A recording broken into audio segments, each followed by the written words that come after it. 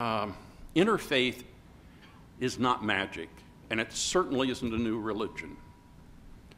Interfaith means, to me at least, understanding our inner faith, being able to accept one another as well as recognize the differences. It is a time of interpretation, and that means all that we understand from science, but all that we understand from faith, and making it relevant to this very minute. It's the way we have looked at Holy Scriptures. It's the way we have learned from leaders like Gülen. And it's the way that I think we can make an intervention in environmental chaos. In specific, the Quran talks about the Khalifa, and the Khalifa are active. There is no designated title, even though some of us Christians think Caliph is a title. It's the doers of faith, and that's what Gülen continuously pushes us to be. We interpret, we integrate, and then we initiate action. I hope that one of the things you can take from here is a hope. And I think that's where Gülen, the heritage of Rumi, accept the new idea that is said in the Quran that even the rocks talk to each other. And they celebrate and glorify God in their way, whether we understand that or not. We take for granted the air. We have to take for granted that we're responsible for what happens as we are all connected. Thank you.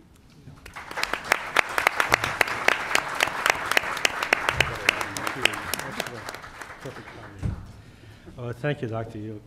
Our next speaker is Dr. Richard Penakovich, and he is a professor of religious studies at Auburn University. He's got his PhD from the University of Munich. He's a prolific author and is currently writing a book on Gülen.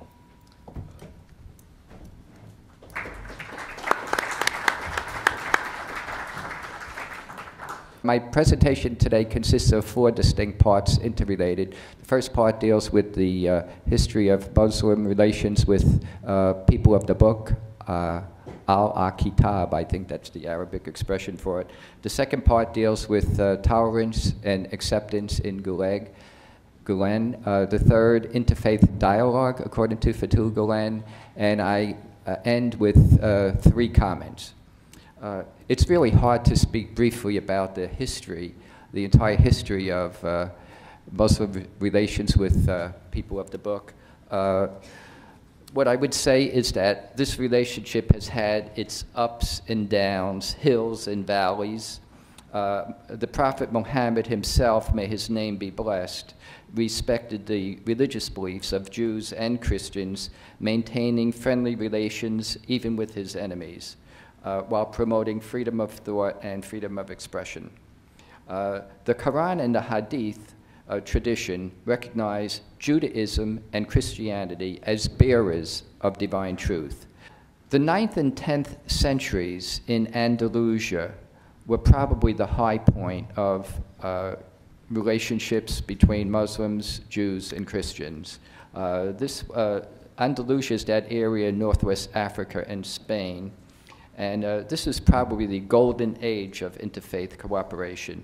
All 3 religions contributed to a flourishing of the arts, literature, astronomy, medicine, etc. during this time. Jewish, Muslim, and Christian students attended schools together and became friends in Andalusia. However, this came to an abrupt end in the late 15th century when King Ferdinand and Queen Isabel came on the throne and sort of told Jews and Muslims either convert or get the heck out of here. So a lot of Jews and Jews and Muslims had to leave the country. The second part of my paper deals with toleration, acceptance, and dialogue. In Gulen's writings, I don't think the English translation does justice to the Turkish term for tolerance. I think tolerance is a poor English translation because it kind of means to tolerate something is just to kind of put up with something. But I think what Gulen is referring to is really acceptance of another, and that's on a different level than just tolerating someone else. He would have us close our minds to the faults of others. You know, like my wife, the way she does the toothpaste, you know, she kind of doesn't squeeze it from the bottom and it's just on the top. And so I tolerate that. But that isn't what Gulen would want us have us do. That's sort of a minimum kind of thing. He wants us to respect differences and not lose our tempers when others provoke us.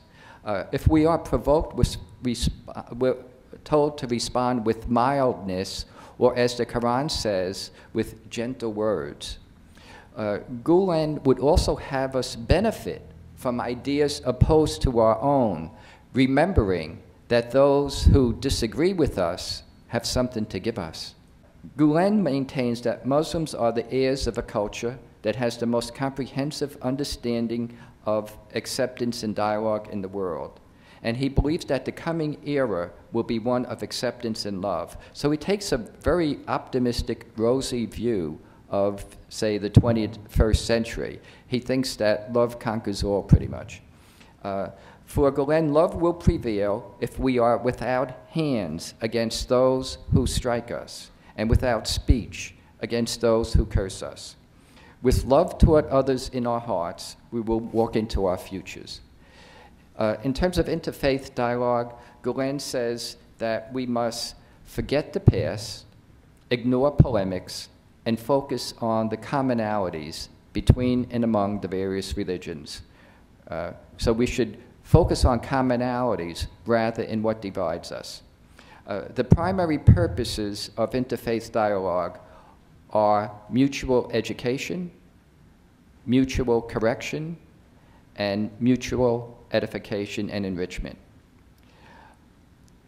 Gulen believes that Islam has a prophetic mission in the world today because Islam is a religion of faith in the living God of Abraham, Isaac, and Ishmael. In the clash between Muslims and Christians, religious factors are only a small part of the problem. Political and social factors are also at work, and their importance cannot be overestimated. Can friendship and hospitality be appropriate models for interfaith relations in today's fractured world? When my wife and I visited Turkey 4 years ago, we were taken in by their hospitality and graciousness. In one of the homes where I stayed overnight, after we had our dinner, a small boy, maybe 8 or 9 years old, came up genuflected and kissed my hand as a sign of respect for me. And I was very touched by that. I was also, I saw the truth of Islam one time also. I say this parenthetically. When I was in the Munich train station and it was noontime, and this Muslim took out his prayer rug and spread it out and started doing his prostrations in the direction of Mecca. And I said to myself then, there must be something to that religion where a believer can express his faith in such a public manner. This man didn't speak anything. He didn't say anything, but actions always speak much louder than words. The path to peace crosses the modest bridges of friendship and hospitality rather than the path of theoretical knowledge. It's about time, the right time, or kairos, as the Greek says, for Muslims and Christians to see their differences as mutual enrichment, not as life-threatening.